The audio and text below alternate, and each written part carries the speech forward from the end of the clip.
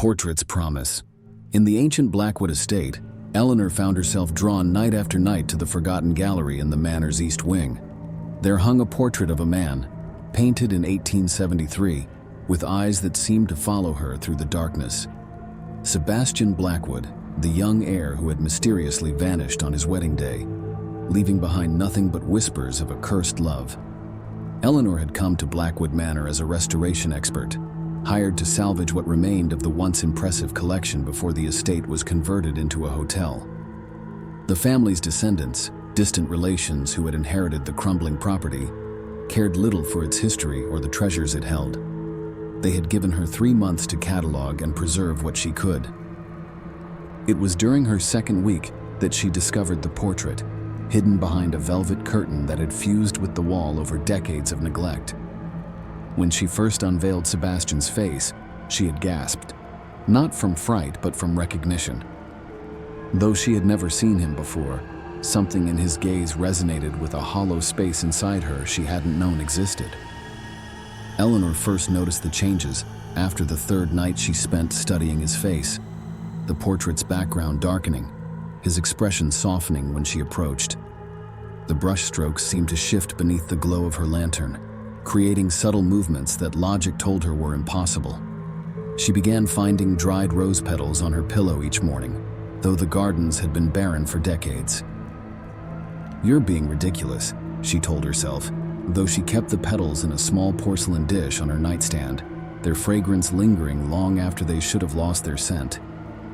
In the manor's library, Eleanor discovered Sebastian's journals, their pages brittle with age. His handwriting, elegant yet desperate, spoke of a love forbidden by his family. A woman named Catherine, a medium who claimed to communicate with spirits through her paintings. They had planned to elope the night before his arranged marriage, but the journals ended abruptly on the eve of their escape. When Eleanor finally touched the canvas, her fingers came away stained not with paint, but with something warm and viscous that glistened like fresh blood in the lamplight. That night, she dreamed of him for the first time, of his whispered promises and cold embrace.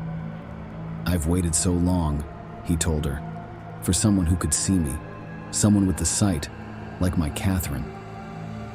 The dream repeated night after night, each time revealing more of Sebastian's fate. How his family had discovered his plans to flee with Catherine. How they had commissioned a portrait to bind his soul before he could escape. How Catherine had attempted to free him, using her own blood as medium, only to be entombed alive in the sealed chamber behind the gallery. The household staff grew concerned at Eleanor's pallor, at the dark circles forming beneath her eyes, at how she would stand for hours before the portrait, conversing in hushed tones with what they insisted was merely oil and canvas. They whispered among themselves when she requested specific materials: cinnabar, linseed oil, silver dust, and strangest of all, a lock of her own hair. "Miss Eleanor needs rest," the housekeeper insisted to the property manager. "She's been working herself to sickness." They didn't understand the devotion blooming between them, how Sebastian was slowly teaching Eleanor the ritual that would free him from his prison, how each night he would guide her hands as she mixed the pigments with her blood, how she would carefully add new brushstrokes to the painting that no one else could see. Catherine tried, but her connection wasn't strong enough, Sebastian explained in her dreams. "But you have the gift. You can finish what she started." On the anniversary of Sebastian's disappearance, precisely 3 months after Eleanor's arrival, the staff found the gallery empty, the portrait now showing 2 figures instead of 1. Eleanor stood beside Sebastian, her face captured in oils that somehow never fully dried, her eyes following any who entered the room. Behind them, in the background, barely visible in the shadows, was a third figure, a woman with hollow eyes and outstretched hands.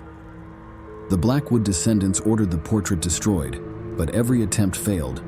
Fire wouldn't catch it, knives couldn't pierce it. Eventually, they walled up the gallery entirely. Sometimes, on particularly cold nights, visitors to what is now the Blackwood Heritage Hotel report hearing whispers from behind the sealed wall.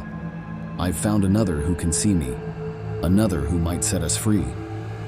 The hotel management has learned to ignore these reports.